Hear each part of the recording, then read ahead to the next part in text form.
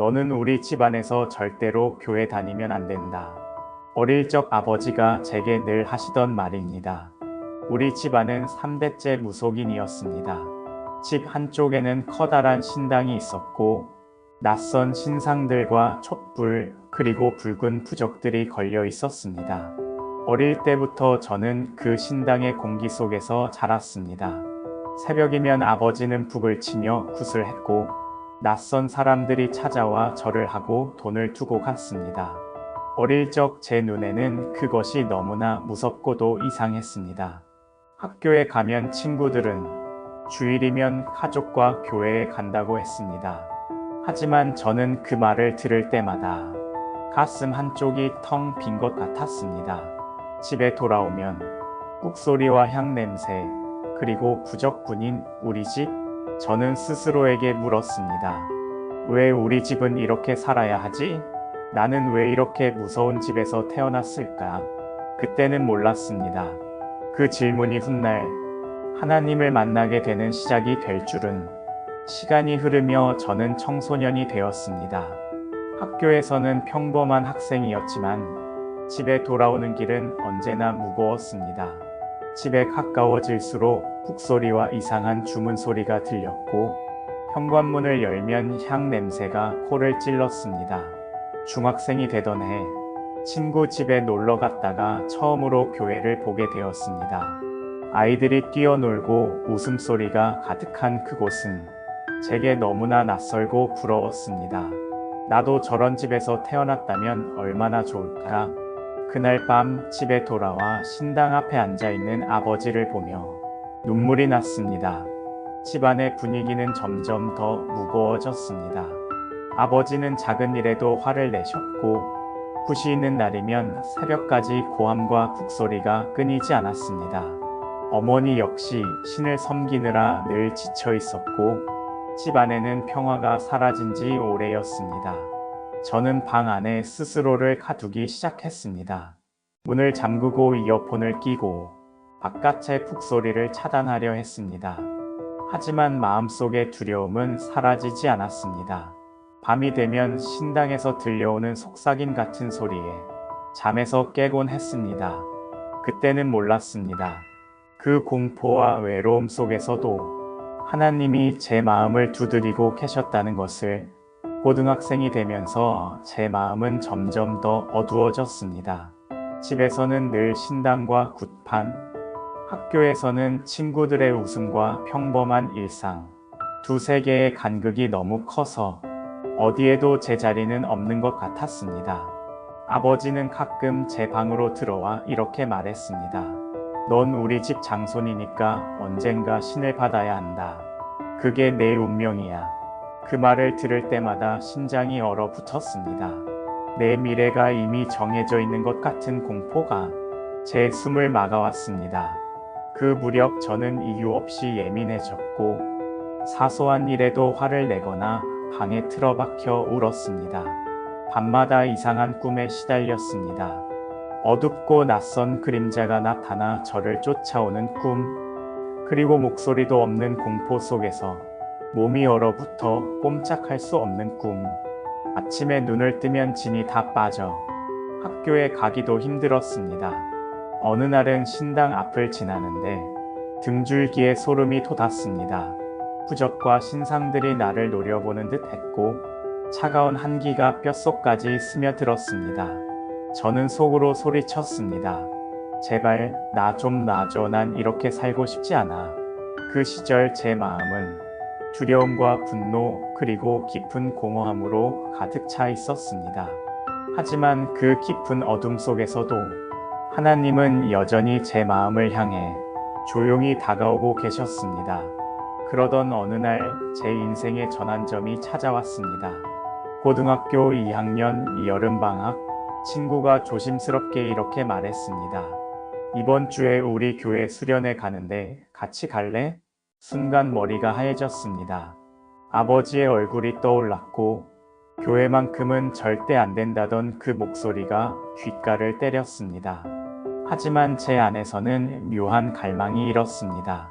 나도 한 번쯤 평범하게 웃고 싶다. 무서움 없는 곳에서 숨 쉬고 싶다. 저는 결국 용기를 내어 따라갔습니다. 작은 시골 교회였지만 문을 열고 들어서는 순간 전혀 다른 세상이 펼쳐졌습니다. 아이들의 웃음소리, 기타 소리, 햇살이 가득 들어오는 예배당. 그 모든 것이 너무 따뜻했습니다. 예배가 시작되고 찬양이 울려 퍼질 때 이유도 모르게 눈물이 쏟아졌습니다. 마치 마음속 깊이 잠겨있던 문이 천천히 열리는 느낌이었습니다. 목사님은 이렇게 말했습니다. 예수님은 여러분을 두려움에서 자유케 하십니다. 당신의 가정과 과거가 어떠하든 주님은 당신을 사랑하십니다. 그 말이 제 심장을 강하게 울렸습니다. 어릴 적부터 붙잡고 있던 두려움과 결핍이 눈물과 함께 무너져 내리는 것 같았습니다. 그날 밤 저는 처음으로 조용히 기도했습니다. 하나님, 정말 계신다면 저 좀 살려주세요. 이 무서운 삶에서 저를 꺼내주세요. 수련회에서 돌아온 다음날 제 마음은 여전히 뜨거웠습니다.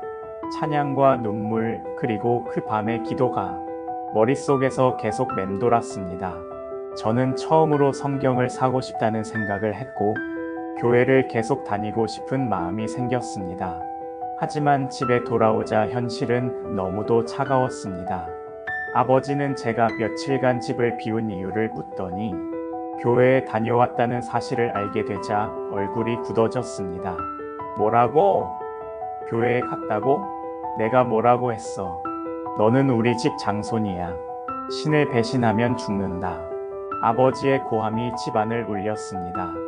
그날 밤 신당의 촛불이 유난히 크게 흔들리는 것 같았고 부적들이 제 눈을 노려보는 것 같았습니다. 심장이 쿵쿵 뛰었고 두려움이 다시 저를 덮쳤습니다. 하지만 이상하게도 그 공포 속에서 제 마음 한쪽은 평안했습니다. 수련회에서 들었던 말씀이 떠올랐습니다. 예수님이 너를 붙드신다. 그분이 너를 자유케 하신다. 저는 방 안에서 작은 목소리로 고백했습니다.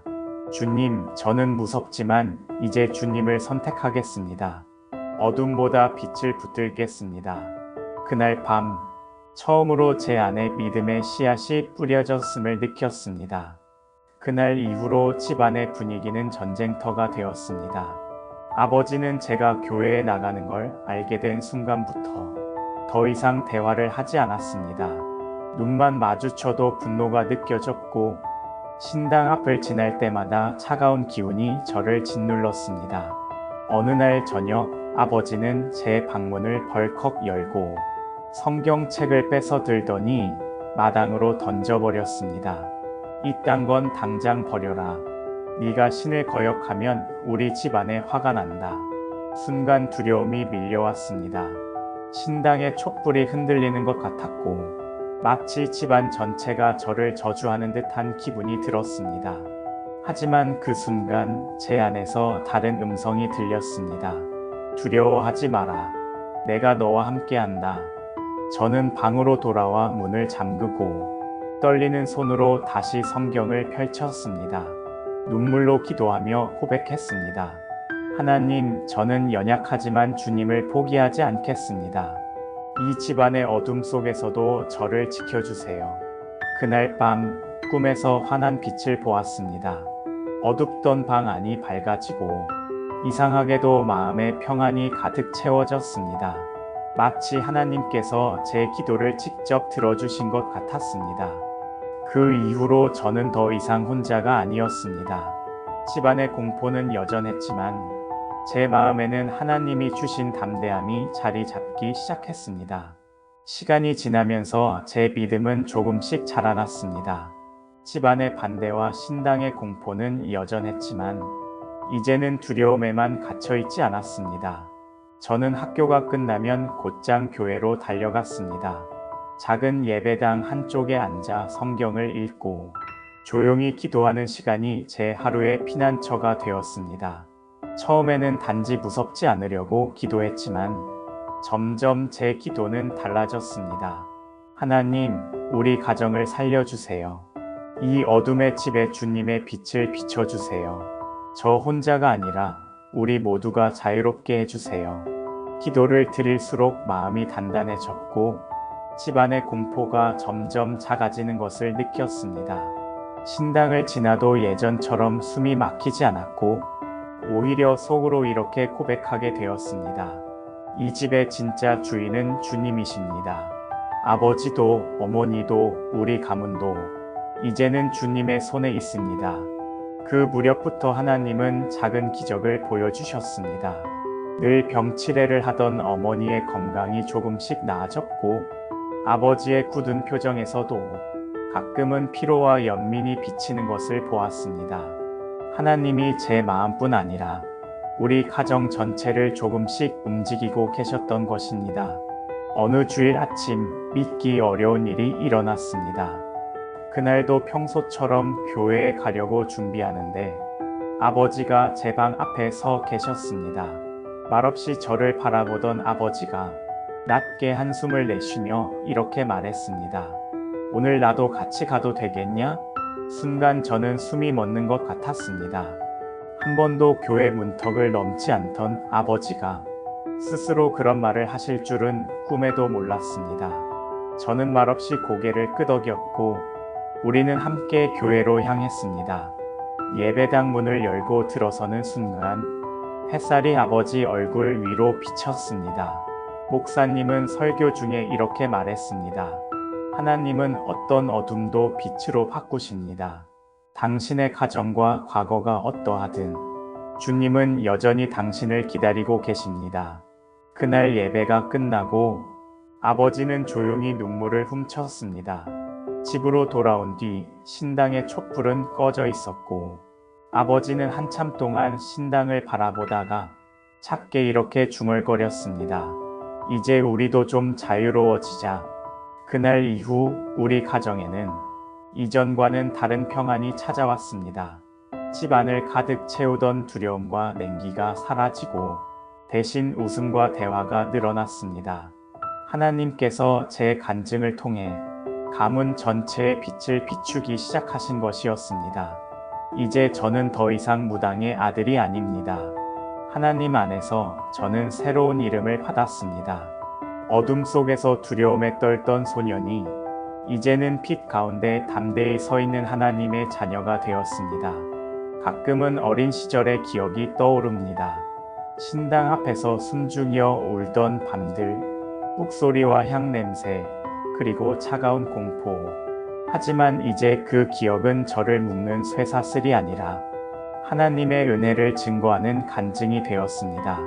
저는 오늘도 이렇게 기도합니다. 주님, 제 가정을 어둠에서 건져주신 것처럼 이 간증을 듣는 모든 가정에도 주님의 빛을 비춰주세요. 혹시 이 영상을 보고 있는 분 중에도 가정의 어둠과 두려움 속에 갇혀있는 분이 있다면 꼭 기억하세요. 하나님은 어떤 가정도 어떤 과거도 포기하지 않으십니다. 예수님 안에서 우리는 진짜 자유를 누릴 수 있습니다. 이제 제 인생은 더 이상 두려움이 아니라 감사와 찬양으로 채워져 있습니다. 주님께서 주신 자유와 구원을 제 남은 삶으로 증거하며 살겠습니다. 구독과 좋아요는 많은 사람들에게 은혜의 이야기를 들려드릴 수 있는 큰 힘이 됩니다. 간증이 좋으셨다면 그리고 더 많은 사람들에게 은혜의 간증이 알려지기를 바라신다면 구독과 좋아요 눌러주세요. 감사합니다. 오늘도 은혜의 시간 되세요.